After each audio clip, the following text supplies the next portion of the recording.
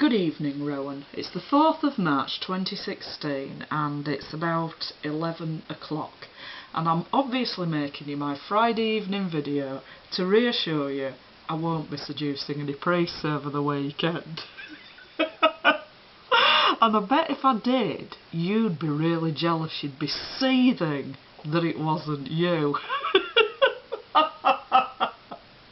Anyway, I hope you enjoyed the photos I've just shown you, because I'm trying to show you that these are the people, the kind of people I grew up around. Very strong people who stood up for what they believed in and fought back when they were facing injustice, fought back for the things that they believed in. And so that's the kind of thing that's normal to me. So when some creep like you comes along, or your perverted astrophysical, pretend astrophysical clergy friend David Pete, you might as well belong to an alien species. My head doesn't even register you as being within the realms of normal. It's the only way I can describe it, really. You might as well be from an alien species. You know, to just keep on and on, both of you waving your dicks at me and thinking you could command me to do what you wanted. I just don't know what planet you're on. What planet have you come from that you thought there was any chance you were going to be able to bully me and manipulate me into doing what you wanted and giving you what you want. You both seem to be under the impression that I never met any other men in all my life, and I don't know what a pair of sleazy, creepy perverts you are. It's just incredible, literally. You might as well belong to an alien species, because it just boggles my mind that anyone can be so disgusting, weird, pathetic and weak, and thinks waving their dick at a woman who's not remotely interested in them and never would be. Think you're waving your dick at me and I'm going to be impressed by that and I'm just going to drop my knickers and give you whatever you want. You're completely out of your mind. You don't even register in my reality. You're that irrelevant. So that's why I've just shown you the pictures that I've shown you. But now I'm going to go on to talk about your Luciferian tendencies. And you've kind of denied this, really, and you keep claiming that you're a Christian and that you're telling the truth and that you want to help the poor and liberate women and all these kind of things in this country and in various other parts of the world. And of course you're liberating us from heteronormativity as well, especially me. So I'm going to play some clips once again of things that you've said where you're demonstrably lying, and what Christian teaching is about who the devil is, what is satanic, and to demonstrate that you fit into that completely, shall we say. And then also, I'm then going to play some more clips that I've put together. They're not video clips, they're slides, and there's no audio with them. But I didn't want to explain it because it's a bit complicated to follow the whole of the thread. So I thought it was better to just show pictures and write things down. So that's what I've done, and I'm going to put that at the end because I believe that 9/11 was a Luciferian ritual. That was part of its significance anyway. It was a Luciferian ritual to destroy the old world order with its religions and to bring in the new world order and the new one world religion of environmentalism. Environmentalism isn't specific.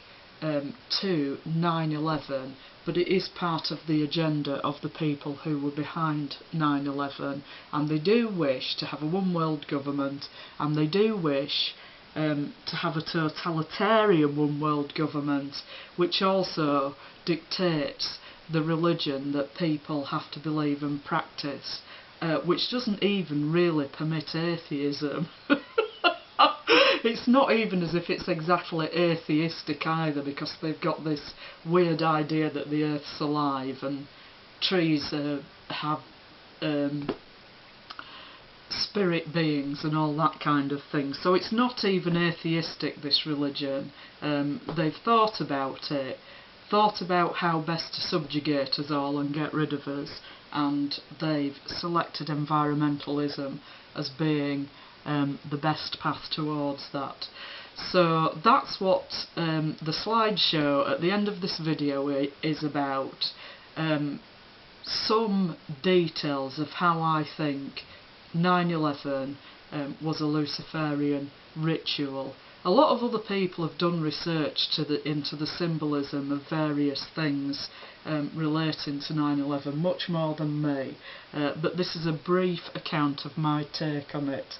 So I'll leave it there for now, but don't forget, I won't be seducing any priests over the weekend, but I might turn up to arrest you, so be alert. Hasta la próxima.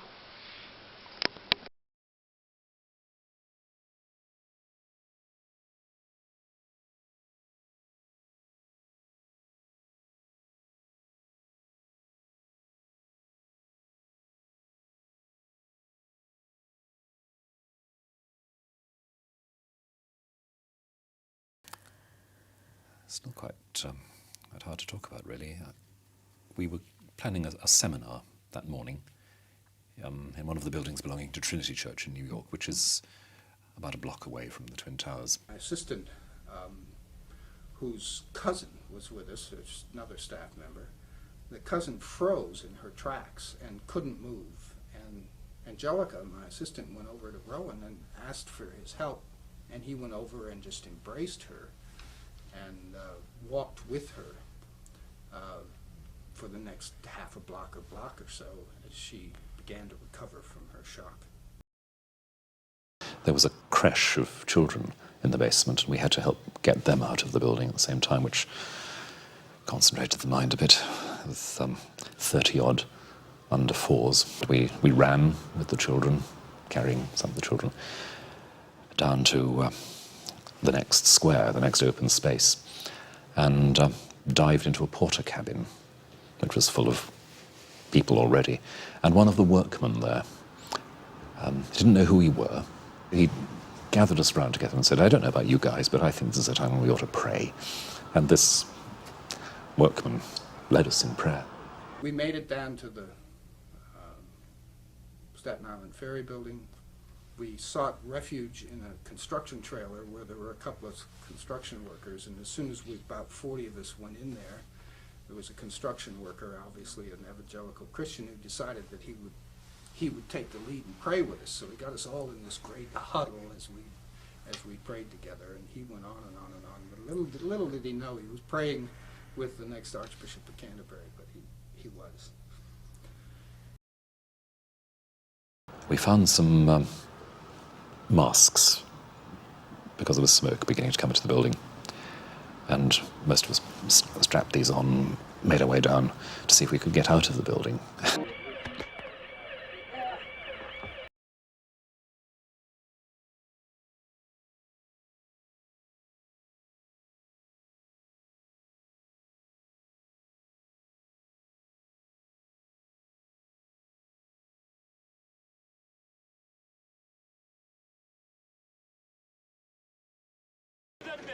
شنو ذنبك خلي يقاتلون جندي يقاتلون جندي والله جبنا طلعت عليهم بالدود قلت له يضربني ما يرضى يضربني نقم معهم وهذا البقال حلفه جيب علي يعلقه على الحلف المال يدبق يموت ما يموت. Good evening. The bodies of 6 soldiers killed in Afghanistan last week have been returned to Britain. They were flown into RAF Lynham in Wiltshire and then driven through the nearby town of Wootton, Bassett, where thousands had gathered to pay their respects.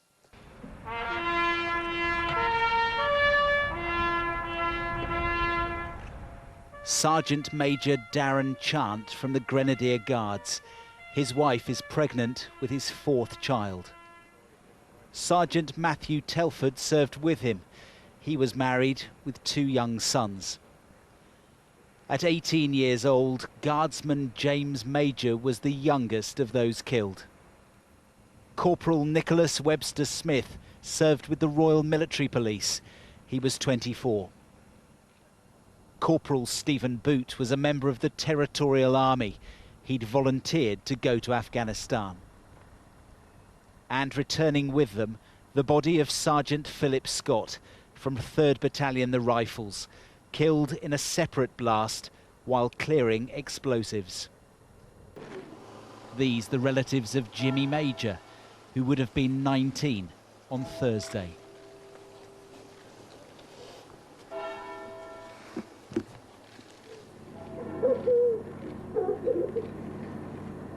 His father laying a T-shirt on the hearse. The same rituals, but different names. And next week, more families will do this.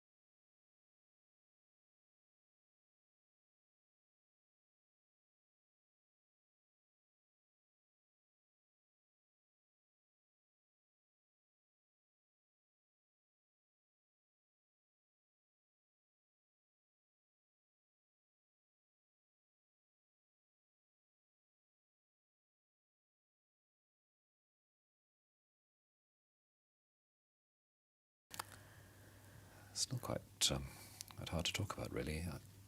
We were planning a seminar that morning in one of the buildings belonging to Trinity Church in New York, which is about a block away from the Twin Towers. I'm proud I married a miner. I'm proud they're friends of mine. You'll see, I know a host of them. They were on that picket line.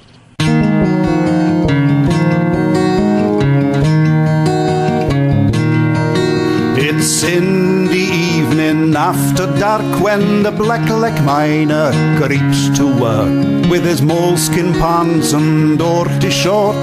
There goes the Blackleg miner. He craps his pick and down he goes to hew the coal that lies below.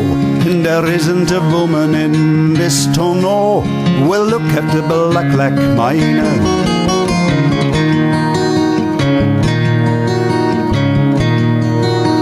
They'll take your tools and dots as well and hoy them down to the pit of hell. It's down you go and fare you well, you dirty Blackleg miner.